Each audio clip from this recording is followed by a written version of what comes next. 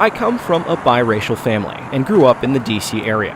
My mother is Filipino and my father is black. He's also a D.C. native and grew up here in Petworth. I'd heard a few stories from my dad's younger years, but I'd never really talked to him about what it was like to be here during the riots of 1968. So I invited him and a couple of fellow graduates from Archbishop Carroll High School to this diner in his old neighborhood to share memories about those turbulent days. I was in the Army at Fort Belvoir, and we got the word that Martin Luther King had been assassinated, and then all hell broke loose. I remember going out of the front steps of my family home on Park Place, Northwest Washington, which was right across from Soldiers Home, and taking my dad's military binoculars and looking across and seeing the column of jeeps and the military lining up. 7th Street and 14th Street were ablaze. Smoke was up 300-400 feet. And I'd just gotten back from Vietnam, and I'd never seen that much burning at one time. And it was disorienting, absolutely disorienting. It's called mourning.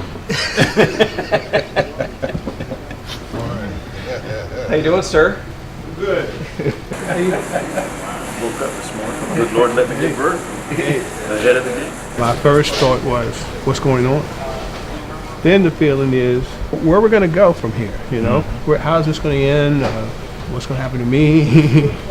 Washington, D.C., in retrospect, for the black community was almost like a cocoon, particularly for the quote-unquote middle class black kids who were growing up. They were pretty much insulated from a lot of the segregation, separation. You had your own society, basically.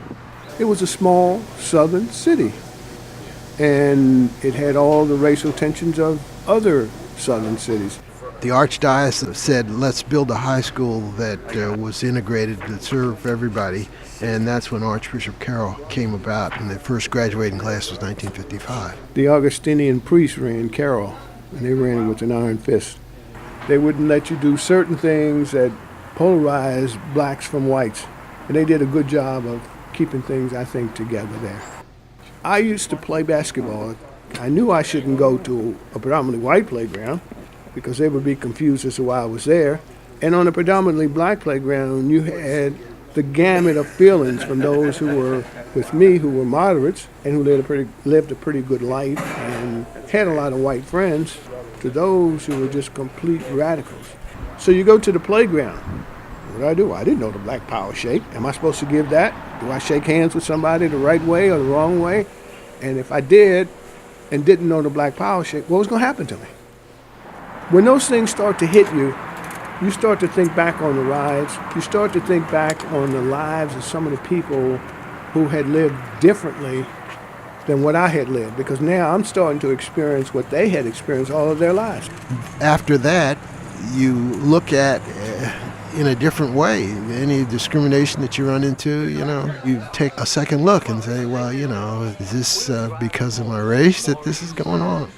Whether the riots affected choices, I would say yes, because they resulted in my going into civil rights as a career. I saw it as something that could make a difference.